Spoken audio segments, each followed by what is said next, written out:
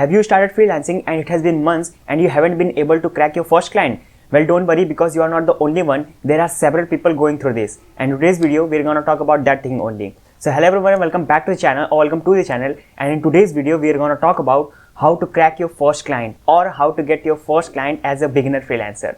So without the further ado, let's roll the intro. Getting your first client as a starting freelancer is hard. There's no denial in it. It can literally take you weeks but not months to get your first client if you're not doing the things in the right way. So for you to not do those mistakes, I have divided this video into 5 parts, or say 5 tips, some important and some very important. So let's talk about the first tip which you all can use, which is the unfair advantage.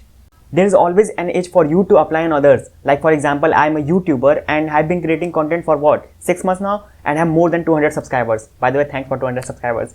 And if I would have to take a freelancing project on say YouTube SEO, thumbnail designing or content writing, then I would have a slighter bigger edge on other freelancers who have been competing for one particular freelancing project. So find the unfair advantage which makes you a more reliable and trustworthy person on someone can count, like that person has done it in the past, so he or she can done it this time too and get projects easily. Okay, so now let's talk about the second tip which you can follow, which is showcasing your work. Using social media platforms for showcasing your skills is one of the best techniques which you can apply to attract clients. Like if you're a graphic designer, then you can create some graphic designs and upload them on the platforms like Instagram or LinkedIn and really attract clients. You can make this your unfair advantage, like I have talked in my previous video. Also, I'm a big fan of this type of platforms like LinkedIn because believe it or not, most of the clients have come from these platforms like LinkedIn and cold email. So yeah, you can use this tip for attracting one of your first clients. And if you're liking this video, then please like, share and subscribe to the channel because it gives a lot of confidence for making out these videos regularly. Okay, so now let's talk about the third tip which you can follow is don't use popular platforms. I think you all would have heard about this tip here and there if you follow some freelancing YouTube videos, but you still don't apply, do you? I mean, there's so much competition for platforms like Fiverr, Upwork or Freelancer that you can't even stand a chance if you are only dependent on your skill.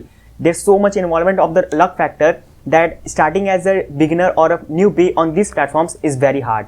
I am not saying it's impossible, but it's very hard. So why not use unpopular platforms like People on Pay, Guru or TopTal, which will increase your chances of getting clients significantly in comparison to popular ones. I'll be linking down some of the articles in the description box which you can check out if you want to know about these platforms. Okay, so now let's talk about the fourth tip, which is take clients offline and then to online platforms. Taking offline clients and then making them to go to your online freelancing profiles to get reviews and ratings is one of the best way to boost your online freelancing profiles in the starting. And it's also not illegal to do these things because many platforms in itself encourage you to do these things in itself. So if you have any clients from offline or say social media websites, then you can convince them to pay you by using this type of freelancing platforms. And many people in itself will do these things if you have done a very good job. And if you have done the good job, then you are good to go. But keep that in mind that do not use these third type of malicious website who give you fake reviews and fake ratings, because it is prohibited by these platforms and in many cases you are going to suspend or ban your account by doing this. Okay, so now let's talk about the last tip which is very important to take in consideration, which is get used to rejections.